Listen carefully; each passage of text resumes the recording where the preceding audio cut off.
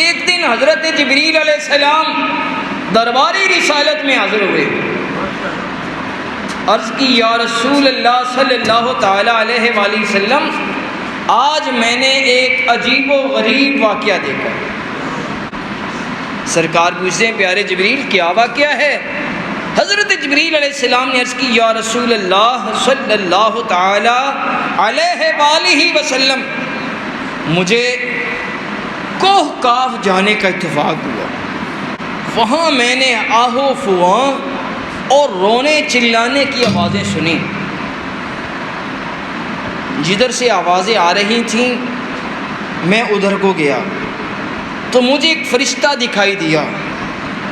میں نے اس کو پہلے آسمان پر دیکھا تھا، پہلے میں نے اس فرشتے کو آسمان پر دیکھا ہوا تھا، جو کہ اس وقت بڑے اعزاز و اکرام سے رہتا تھا۔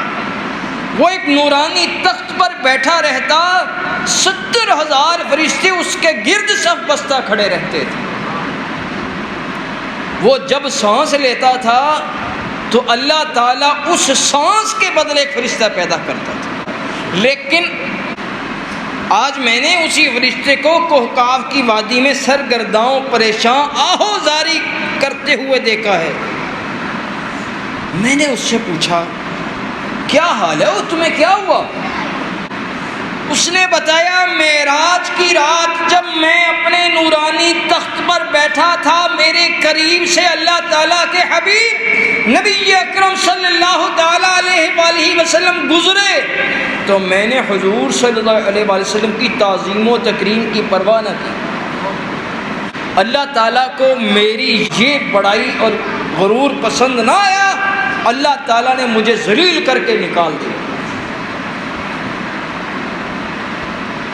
اور اس بلندی سے اس پستی میں پھینک دیا۔ پھر اس نے کہا اے جبریل، اللہ تعالیٰ کے دربار میں میری سفارش کر دو کہ اللہ تعالیٰ میری اس غلطی کو معاف فرمائے اور مجھے دوبارہ بحال کر دے۔ یا رسول اللہ صلی اللہ تعالیٰ علیہ وآلہ وسلم، میں نے اللہ تعالیٰ کے دربار بے نیاز میں نہایت عاجزی کے ساتھ معافی کی درخواست کی۔ دربار الہی سے ارشاد ہوا اے جبریل، اس فرشتے کو بتا دو اگر وہ معافی چاہتا ہے تو میرے نبی صلی اللہ علیہ وآلہ وسلم پر درود پاک پڑھے۔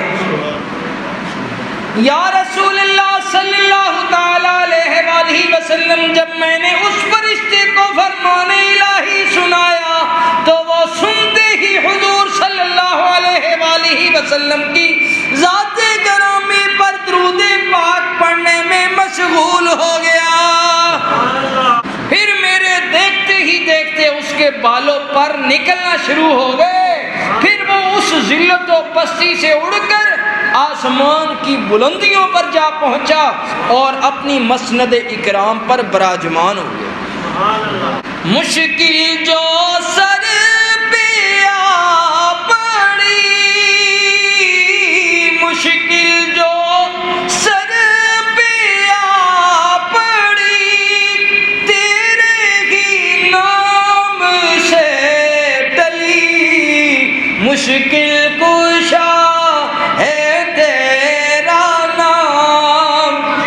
پر درود اور سلام صلی علی نبینا صلی علی محمد صلی علی شفیعنا صلی